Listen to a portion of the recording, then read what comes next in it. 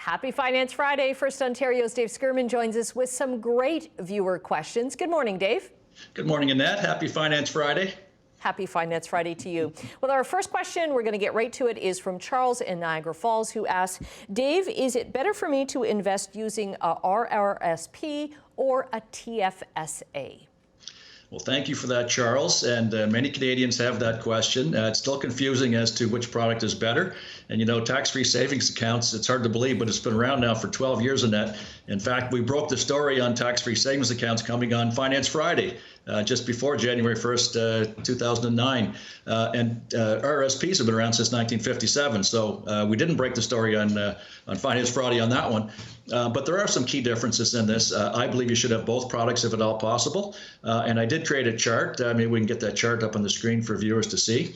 And there's, again, there's a lot more differences in this, but these are the key differences that I picked out in between RRSPs and tax-free savings account. The number one is tax deductible. And that makes, for me, RRSP the better product because of the fact that you can reduce your taxes and you're actually deferring them, but you reduce your taxes right off the bat. So in Canada, we have a tax system, a tiered tax system.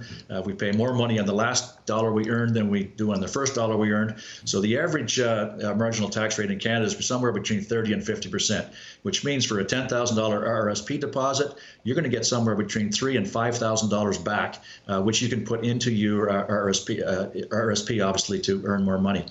Tax-free savings accounts, of course, and that number one is they are not tax deferred because of the fact that you're paying your contributions with after-tax dollars, which leads into the second point. Any investment gain in your RRSP after you put it in is tax deferred. So you don't pay tax on all of those gains in your RRSPs until the time you take it out. With tax-free savings accounts, obviously it's tax-free because you've already paid tax on your dollars, which leads us into number three. You do pay tax on your RRSP when you take the money out.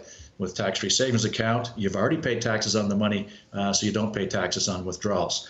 Number four, you can also invest that tax return. So again, in my example, you put $10,000 in RRSP, get somewhere between $3,000 and $5,000 back. You can invest that, and that's going to, again, be a big contributor to your retirement income into the future. With the tax-free savings account, there's no tax return to invest. The fifth one is, even though RRSP is primarily for retirement, you can take the money out for a down payment on your first home or for education. Now, you do have to put it back. With the tax-free savings account, you can use money for whatever you want. So a benefit there to tax-free savings account. With an RRSP in number six, maximum age is 71. You have to have the money out before you turn the end of the year in which you turn 71 and turn it into income. Tax-free savings accounts has no age, so it is good for seniors because of the fact there's no age limit. Number seven, there's a much higher limit on RRSPs. When it started out in 1957, the limit was 10% of your income and $2,500, and if you use it or lose it, you couldn't carry forward. Now it's 18% of your earned income up to a maximum of $27,830. That increases each year. Tax-free savings account is $6,000. So obviously RRSP, leading into number eight, and it has the word retirement in the name of it, is a better product for retirement. Tax-free savings account, you can use it for anything.